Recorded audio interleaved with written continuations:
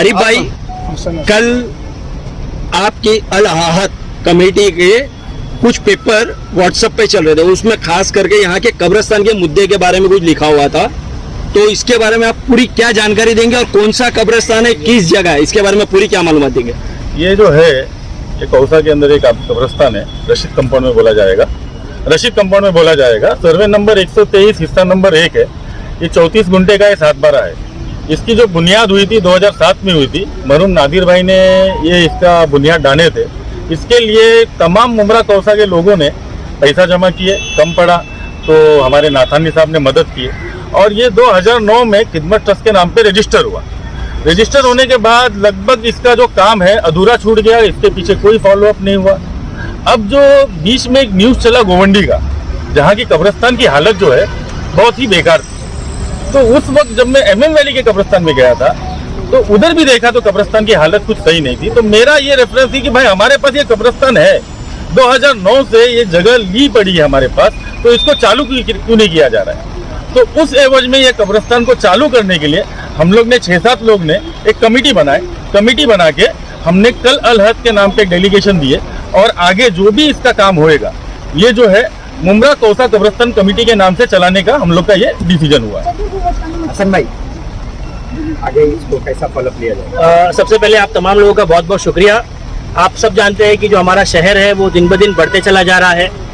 तमाम अलग अलग जो इलाके के हमारे कब्रिस्तान है, दरगाह कब्रिस्तान है, MM वैली का कब्रिस्तान है, कौसा कब्रिस्तान है, ये सारे कब्रिस्तानों के क्या हालात है आप लोग बेहतर जानते हैं। इसी चीज़ को देखते हुए कई बार व्हाट्सएप ग्रुपों पर और कई अलग अलग जगहों पर इस पर बात होती थी और पिछले 15-16 साल से मरहूम नादिर साहब ने जो शुरुआत की थी वो कब्रिस्तान जस का तस पड़ा हुआ है। आज हम लोग आकर देखकर इतना खराब लग रहा है कि आप देख सकते हो कोने में यहाँ पर कूड़ा कचरा डाला गया है। यहाँ आए तो यहाँ के मुकामी लोगों ने बताया कि जो बकरे की मंडी लगी हुई थी उनका जो पूरा के पूरा कचरा, गंदगी जो बकरों की थी और तमाम जानवरों की थी वो सब ला कर यहाँ फेंकी गई। और आए दिन यहाँ के मुकामी लोगों के झगड़े होते हैं क्योंकि यहाँ कोई सिक्योरिटी नहीं, कुछ नहीं, खाली वॉल कंपाउंड डालकर छोड़ दिया गया है। आप भी इस पर वीडियो घुमाकर देख सकते हैं कि इस कब्रिस्तान की हालत क्या है।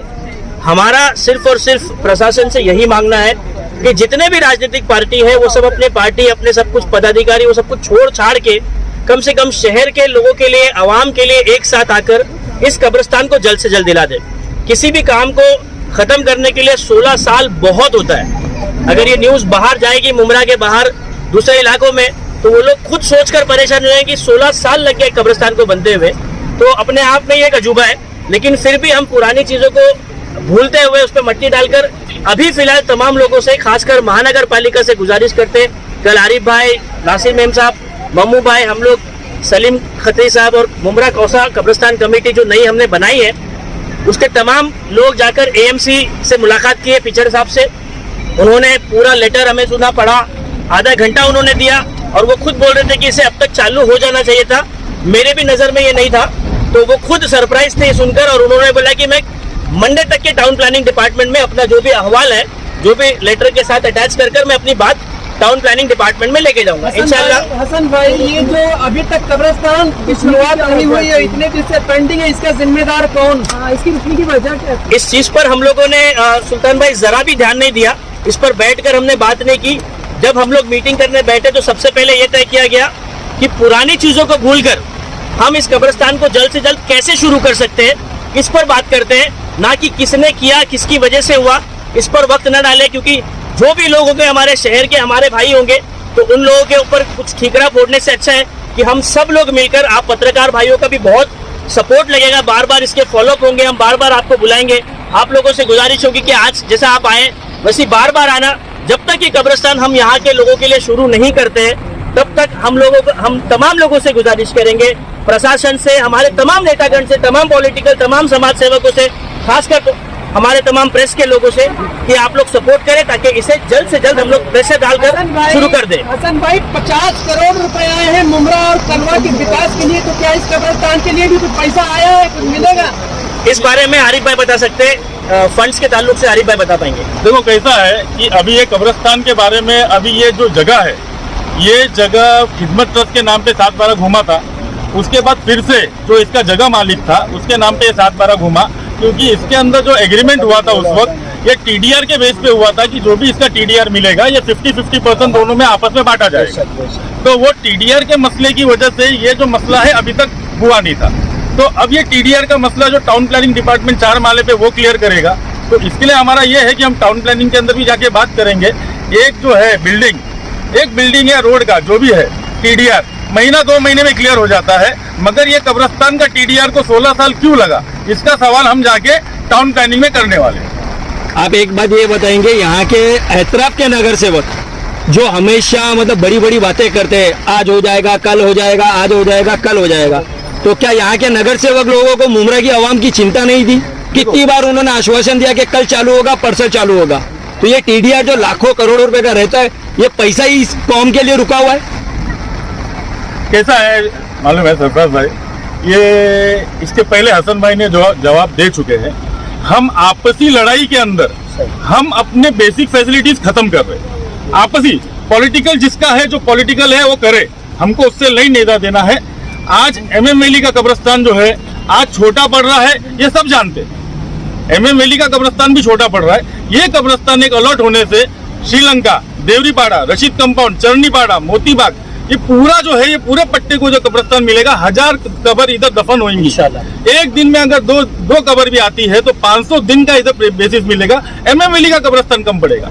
तो मेरा क्या बोलना है, हम आगे, हमारे आगे वालों ने क्या किया वो हम नहीं देख रहे, आगे क्या करना है ये कब्रिस्तान लेने के लिए ये हम देख रहे हैं। हम पीछे का पकड़ के बैठेंगे, आपस में ना इत्तेफाकी करना, मुझे नहीं लगता कि इस वक्त वो सही प्रोग्राम है। क्या जानकारी देंगे? जैसे कि सुल्तान भाई ने बताया कि काम क्यों रुका हुआ है, जहाँ तक का हमारी मालूमात है ये एक्चुअल है ना, जो है वो टीडीआर का मसला है, जो कुछ भी है। लेकिन टीडीआर का मसला हल करने के लिए कोई 16 साल नहीं लगते उस चीज के लिए। जिन लोगों ने जो इसको हाथ में लिए हैं, जिन लोगों ने इनको हाथ में लिए, उन्होंने इसकी लापरवाही करे।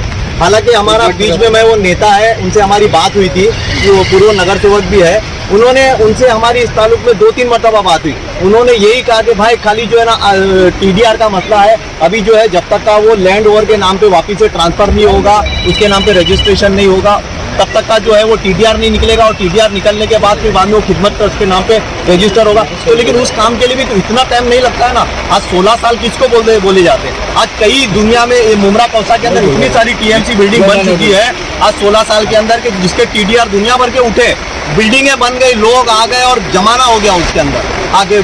और ये 16 साल के अंदर अगर यही जगह पे अगर समझो, अब मैं एक मिसाल देता हूँ, अगर यही जगह पे अगर जीपी बनाने के लिए दे दिए होते तो क्या होता था बताओ। ये प्लॉट को 16 साल तक का ये होता था, रुकता था ये काम, अभी तक का जीपी ठोक के पुरानी हो गई होती। तो कब्रिस्तान का काम है, इसके लिए रोक दिए। अगर तुम्हारा जो है अगर जीपी बनाने का कुछ काम होता या डेवलपमेंट का काम होता तो तब जमाना हो गया होता। मतलब कब्रिस्तान का काम है, लोगों का काम है, इसके लिए उसको छोड़ दिए लावारिस बने से। तो हमारा यही बोलना है कि इसको जो है आखिरत का सौदा है, आखिरत के लिए अल्लाह के वास्ते इसके ऊपर जो है ध्यान दिया जाए और आखिरत अपनी सवारे दूसरों की भी जो है उसकी सहूलत हो जाए। मुमरा कौसा के लोगों की जल्दी से जल्दी इसको जो है ना कब्रिस्तान को शुरू करने के लिए कोशिश की जाए। सलीम भाई, इस कब्रिस्तान का काम किस तरीके से और कैसे कब तक शुरू किया जाएगा? अभी जिनके हाथ में पेपर है, जो इसका फॉलो अप कर रहे हैं और जिन्होंने हमें बताया कि भाई टीडीआर जो है इसका हमें उठाना है, तो उनके ऊपर ये है एक जिम्मेदारी कि जल्दी से जल्दी इसका जो है ना टीडीआर का मसला जो हल करे, खिदमत के ट्रस्ट के नाम पे इसके 7/12 को ट्रांसफर करे, फिर कलेक्टर को जो उन्होंने बताया था प्रोसीजर TMC को हैंड ओवर करेंगे। उसके बाद ना जैसे नहीं वैसा नहीं था। खिदमत ट्रस्ट के नाम पे 7/12 घूम चुका था। अच्छा, खिदमत ट्रस्ट पे 2009 में 2009 में खिदमत ट्रस्ट के नाम पे 7/12 घूम चुका था। मगर घूमने की वजह से टीडीआर ट्रांसफर के अंदर कुछ प्रॉब्लम आ रहा था, क्योंकि वो ट्रस्ट है, ट्रस्ट के नाम पे टीडीआर नहीं घूमता है। तो इसके लिए फिर से वो 7/12 रिवर्ट बैक किया गया, रिवर्ट बैक करके रावी के नाम पे किया गया। अब रावी के नाम पे टीडीआर लेके, टीडीआर के अंदर ऐसा हुआ 50-50% है। तो हमारा भी बोलना ना, टीडीआर लेना कोई इतनी बड़ी बात नहीं है, पब्लिक फैसिलिटी है, एक यूटिलिटी है। इसको तो महानगर पालिका जो है इसको टीडीआर देके फिर कलेक्टर को हैंड ओवर करके फिर इधर दफन करने का परमिशन देगी। तो ये हम चाहते हैं कि ये बारिश चालू हुआ है। आप MM वैली में जाके एक वीडियो देख लो, कौसा कब्रिस्तान देख लो, वहाँ लोगों को तकलीफ है। मुश्किल से 1 हफ्ते का काम है, 1 हफ्ते के अंदर चाहे तो महानगर पालिका इसको हैंड ओवर कर सकती है। आप कब्रिस्तान के मुद्दे पर आइए, क्या कहना चाहेंगे इसमें? देखो, अस्सलाम वालेकुम। ये कब्रिस्तान के मुद्दे पे देखो, हम लेडीज लोग भी जमा हुई यहाँ पे, तो यहाँ पे इतनी फुल तादाद में आबादी है और MM वैली कब्रिस्तान का बुरा हाल है। कौसा कब्रिस्तान का बुरा हाल है। ये जगह आज 16 साल से पड़ी हुई है, जो कि ये मेरी फ्रेंड खरीद हुई, इनके अब्बा ने इस जगह के लिए 20 साल लड़ाई लड़े, वो आज इंतकाल भी हो गए, इस दौर में है भी नहीं वो। आज उनकी बेटी खुद आई है इस मुद्दे के लिए, आपको ऑब्जेक्शन लेने के लिए। और मेरा ये बोलना है, जब इतना फंड मुमरा में पास हो रहा है बिल्डिंग बनाने के लिए, हर चीज़ के लिए, तो कब्रिस्तान के लिए क्यों नहीं हो रहा है? अभी 50 करोड़ का बोलता फंड पास हुए। दूसरी और भी कमेटियों को मैंने देखी हूँ कि उनको भी 2-2 करोड़ रुपया कब्रिस्तान के लिए मिला है। जैसे अभी कच्ची कब्रिस्तान के लिए भी 2 करोड़ रुपया दिया गया है, तो इस कब्रिस्तान के लिए क्यों नहीं दे रहे?